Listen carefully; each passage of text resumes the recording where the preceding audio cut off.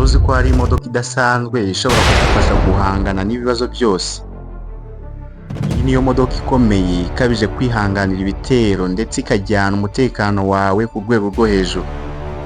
Imodoka idasanzwe Rezevani Vegansi. Iyi modoka ihagaze ibihumbi 700 by'amadolari y'Amerika. Ni amafaranga menshi. Rezevani Vegansi ni imodoka y'umutekano ntagereranywa. Ifite ubushobozi budasanzwe bwo kurinda mu gihe cy'ibyago.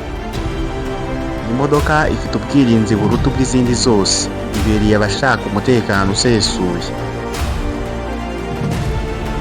Rezevani Vegansi, imodoka y'ibitangaza by'ikoranabuhanga rya gisirikare. Ifite igishushanyo cyihariye cyerekana imbaraga, umutekano n'ubwiza budasanzwe. Imbere hayo ubuzima n'umutekano. Ifite tekinoloji igezweho igufasha kugenzura byose. Kamera zireba impande zose, GPS ya gisirikare, hamwe na touch screen igenzura ibikoresho byose by'imodoka. Iyi modoka ifite ubudahangarwa bw'intambara. Ibikoresho byayo byihariye birimo amadirishya y'umutamenwa hamwe na night vision igufasha kubona mu mwijima wose. Dore ubu bwirinzi buhambaye. Ifite sisitemu yo gutera imyuka ituma ababisha cyangwa abanzi badashobora kukwegera cyangwa se bakakubura bakayoberwa aho uciye. Umuvuduko wayo ku isaha ugera kuri 209 kandi igafata 0 kugera ku 100 mu masegonda make cyane.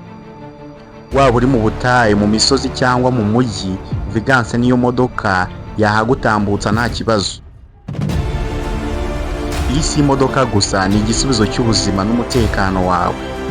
Reba ukuntu Vegansi igaragara, iteye ubwoba ariko inasize ubwiza budasanzwe.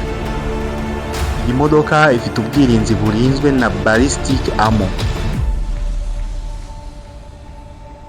Ishobora kwirinda amasasu yo ku rwego rwo hejuru ndetse n'ibitero bikomeye. Urugi rwayo ni anti-bullet, rukaba rupima ibiro bisaga 250. Bivuze ko urugi rugizwe n'ibyuma bikomeye kandi biramba. Niba habaye igitero, abayirimo babasha guhunga nta kibazo kuko ifite ibikoresho byihariye byo kwirinda ingaruka z'amasasu n'ibisasu bikomeye. Ese bayirasheho igisasu kinini cyangwa misile, yaba ishoboye guhagarara? Rezevani Vegansi ifite ubwirinzi bushobora kwihangana explosion, bigatuma abayirimo baguma mu mutekano. Amapine yayo nayo ni run flat, bivuze ko iyo bayirashe imodoka ikomeza kugenda nta kibazo, ikagendera ku muvuduko yaririwe. Iyi modoka ifite uburemere bwa tone 4 kubera ibikoresho bikomeye byifashishwa mu kuyubaka.